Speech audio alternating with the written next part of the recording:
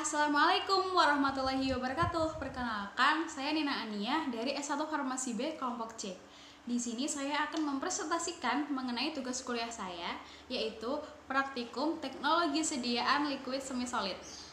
Pada tugas praktikum saya kali ini, saya membuat reformulasi kembali dari formulasi yang telah dibuat, yaitu mengenai sediaan krim. Nah, kita semua pasti sudah tahu kan apa itu sediaan krim? Sediaan krim adalah sediaan setengah padat yang mengandung satu atau lebih bahan obat yang terdispersi dalam bahan yang sesuai. Nah, di pasaran itu kan banyak sekali sediaan krim. Ada cold cream, ada moisturizer cream, sama ada vanishing cream. Nah, dari formulasi yang akan saya buat itu, saya membuat formulasi dari vanishing cream yang telah dikembangkan oleh orang, dan saya akan mereformulasikan kembali. Yang saya reformulasikan kembali itu adalah vanishing cream. Vanishing cream sendiri adalah sediaan yang dimaksudkan untuk membersihkan dan melembabkan kulit. Nah, di sini saya akan mengkombinasikannya sebagai krim anti jerawat. Oke, mulai aja. Di sini saya sambil menjelaskan melihat dari formulasi yang telah saya buat yang ada di depan saya, dan saya akan menjelaskan kepada kalian. Yang pertama, saya akan menunjukkan kepada kalian formula pertama yang dibuat untuk vanishing cream. Ini di sebelah sini akan saya sediakan. Ini diambil dari jurnal Prodi D3 dan Prodi S1 dari Stikes Samarinda. Bisa dilihat. Nah, formulasi di samping ini dibuat oleh Husnul Warida, Desi Wahyuni, sama Yulia Sukawati. Selanjutnya, saya akan menjelaskan mengenai fungsi atau khasiat dari bahan yang tadi digunakan sebagai formulasi baku. Yang pertama adalah lemak tengkawang yang digunakan sebagai zat aktif untuk melembabkan kulit. Kemudian ada asam stearat yang digunakan sebagai emulsifying agent atau emulgator. Ada minyak zaitun yang digunakan sebagai antioksidan. Kemudian ada gliserin yang digunakan sebagai humectant. Cetyl alkohol yang digunakan sebagai zat penstabil atau pelarut. Ada metil paraben yang digunakan sebagai pengawet, propil paraben yang digunakan sebagai pengawet. Kemudian ada triethanolalamin yang digunakan sebagai emulsifying agent juga. Dan yang terakhir ada aquades yang digunakan sebagai pelarut. Nah, setelah kita mengetahui formulasi baku dari sediaan vanishing cream yang tadi telah saya jelaskan, selanjutnya kita ke tahapan yang kedua, yaitu mereformulasi kembali dari formulasi baku tersebut. Pada reformulasi kali ini, saya ambil dari jurnal Fakultas Farmasi Universitas Halu Oleo dengan judul Uji Aktivitas Antibakteri Sediaan Krim Anti Jerawat yang terpurifikasi oleh ekstrak daun sirih. Nah, pada formulasi baku yang tadi itu, zat aktif yang digunakan adalah lemak tengkawang yang berkhasiat untuk melembabkan kulit. Sedangkan reformulasi ini yang digunakan adalah ekstrak daun sirih yang berkhasiat untuk mengobati jerawat. Nah, di sini saya akan menampilkan tentang reformulasi yang tadi digunakan adalah ekstrak daun sirih. Dan sebenarnya sama kayak yang tadi, cuman di sini ada tambahannya oleum rosae atau rose oil atau minyak mawar, dan zat aktif yang digunakan itu adalah ekstrak daun sirih. Nah, pada reformulasi kali ini zat aktif yang digunakan berbahan dasar dari alam yang memiliki zat aktif antimikroba yang diyakini dapat menyembuhkan dan membunuh bakteri penyebab jerawat.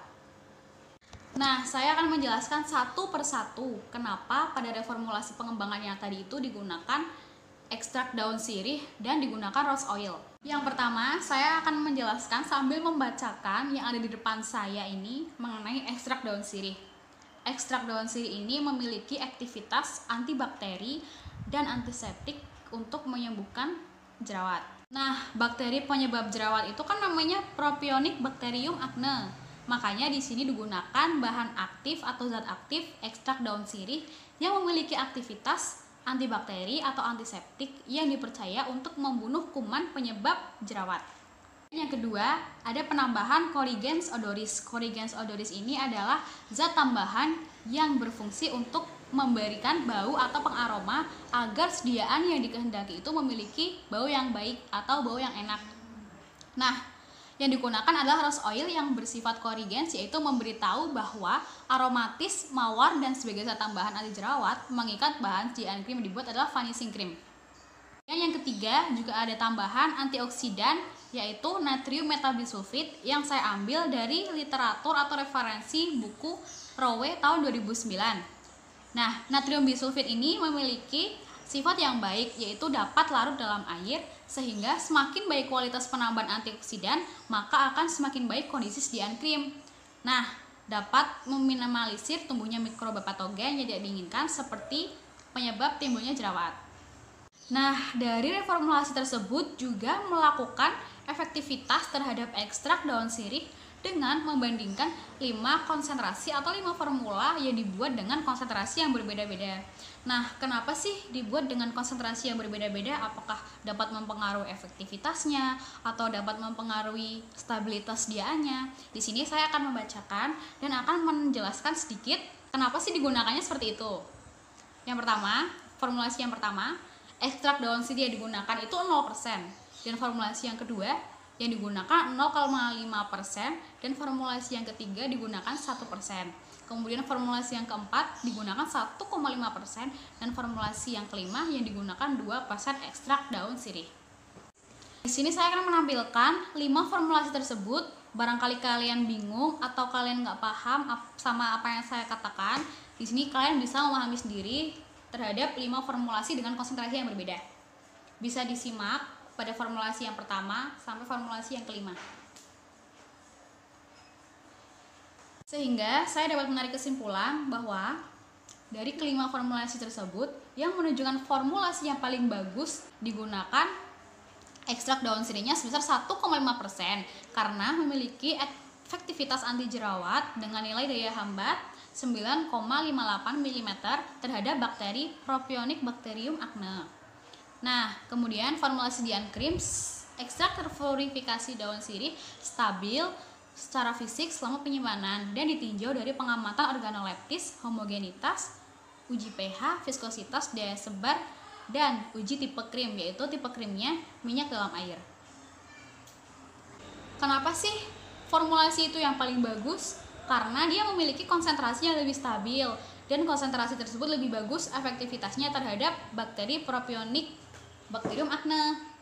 Dan pada pengembangannya tadi ditambahkan gliserin sebagai humektan dan kodigen odorisnya yaitu oleum rosea yang memiliki aroma mawar dan berkhasiat juga sebagai anti jerawat. Sehingga sediaan krim yang dibuat dalam vanishing cream dapat diterima visual oleh pasien karena memiliki bau yang enak atau bau mawar yang tidak mengganggu si pasien apabila tidak menyukai bau krim. Lanjut, yang terakhir, ini adalah yang paling penting, yaitu mereformulasi pengembangan yang akan saya buat atau yang akan saya ciptakan. Di sini saya dapat menarik kesimpulan dari semua formulasi baku dan formulasi pengembangan, serta referensi atau literatur yang saya dapatkan. Kemudian saya dapat menarik dan dapat menjadikan satu menjadi formulasi pengembangan yang saya ciptakan. Di sini saya akan tampilkan formulasi saya yang buat.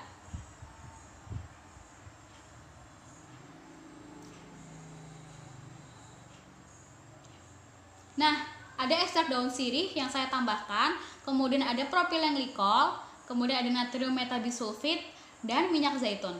Dari reformulasi tadi atau barusan, saya akan menjelaskan alasan kenapa saya menggunakan bahan tersebut dan kenapa saya menggunakan bahan itu. Nah, yang pertama, ada zat aktif saya gunakan masih tetap, yaitu ekstrak daun sirih yang saya dapatkan dari reformulasi pengembangan barusan. Ekstrak daun sirih memiliki aktivitas antibakteri dan antimikroba serta dapat mencegah timbulnya jerawat pada wajah atau pada kulit kita. Penggunaan ekstrak secara langsung di kulit sangat praktis. Untuk itu dipilih suatu sediaan farmasi, yaitu dibuatnya sediaan krim atau vanishing cream. Nah, daun sirih tersebut merupakan tumbuhan yang telah lama digunakan dalam pengobatan dan telah terbukti memiliki efektivitas sebagai antibakteri. Ekstrak ektanol daun sirih memiliki aktivitas antibakteri terhadap Propionix Bacterium acne dan Staphylococcus aureus multiresisten dengan KBM atau kadar bunuh minimum masing-masing sebesar 0,5% bobot per volume dan 0,5% bobot per volume. Itu saya dapatkan dari literaturnya buku Day et al. Tahun 2013. Susah namanya. Lanjut. Kenapa saya menggunakan ekstrak daun sirih pada formulasi saya? Karena pada formulasi sediaan krim ini kan dibuatnya sebagai tipe vanishing cream yang memiliki efektivitas anti jerawat dan memberikan efek dingin pada kulit ketika dipakai. Tidak berminyak serta memiliki kemampuan penyebaran yang baik, sehingga sediaan krim dengan basis vanishing cream sangat cocok untuk kulit berjerawat. Nah, untuk range dari ekstrak daun sirih yang digunakan untuk sediaan krim pada kulit itu memiliki range 1%, 3%, dan 5%. Nah, pada formulasi yang saya buat itu, saya menggunakan ekstrak daun sirihnya itu sebesar 1%. Itu saya dapatkan dari literatur jurnal dari Universitas Bina Mandiri Gorontalo dan Universitas Ahmad Dahlan Yogyakarta. Yang kedua, dari formulasi pengembangan tadi ada penambahan gliserin kan? Di sini saya mengganti gliserin tersebut dengan propylen glikol. Propylen glikol digunakan secara luas sebagai pelarut, pengekstrak, dan presentatif. Propylen glikol juga merupakan pelarut umum yang lebih baik daripada gliserin. Makanya kenapa saya ganti gliserin menjadi propylen glikol itu karena dia merupakan pelarut umum yang paling baik. Nah, gliserin dapat terlarut dalam berbagai bahan seperti kortikosteroid, fenol, obat-obatan sulfa, barbiturat, vitamin A, dan vitamin D. Itu referensi dari Dr. Boylan tahun 1986. Propylen glikol dalam konsentrasi 15% dapat mencegah krim menjadi kering, mencegah pembentukan kerak jika krim dikemas dalam botol, memperbaiki konsentrasi dan mutu terhapusnya suatu krim dalam menyebar tanpa perlu digosok. Referensinya dari Lachman tahun 1990. Dan pada reformulasi saya menggunakan propylen glikol sebesar 15%. Itu saya dapatkan dari jurnal Pharmaceutical Current Scientist dari Universitas Muhammadiyah Banjarmasin.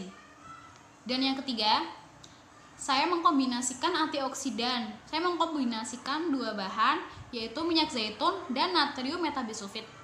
Kenapa sih saya mengkombinasikan? Karena pada natrium metabisulfit yang diambil dari buku referensi bahwa natrium metabisulfit memiliki sifat yang baik, yaitu dapat larut dalam air, sehingga semakin baik kualitas penambahan antioksidan, maka akan semakin baik kondisi sediaan krim dan dapat meminimalisir mikroba patogen yang tidak diinginkan seperti penyebab timbulnya jerawat. Minyak zaitun juga banyak mengandung vitamin E yang sangat berguna untuk menjaga elastisitas kulit kita. Selain itu, minyak zaitun juga dapat melembabkan kulit kita agar kulit kita itu tidak kering pada saat jerawat. Sehingga lebih bagus digunakan untuk formulasi pada sediaan krim tipe minyak dalam air, mengingat sediaan yang saya buat adalah vanishing cream. Nah, untuk range-nya sendiri, pada natrium metabisulfit 0,02%, sedangkan pada minyak zaitun itu 0,5% sampai 12%. Nah, pada reformulasi yang saya ciptakan, saya menambahkan natrium metabisulfit itu 0,02% dan minyak zaitunnya 2%. Itu saya dapatkan dari jurnal Rowe tahun 2009 dan tugas akhir skripsi milik Ika Dwi Maulina tahun 2011. Nah, demikian yang dapat saya sampaikan mengenai reformulasi pembuatan sediaan krim. Saya yakin kalian dapat memahami apa yang telah saya sampaikan. Kurang lebihnya mohon maaf. Wassalamualaikum warahmatullahi wabarakatuh.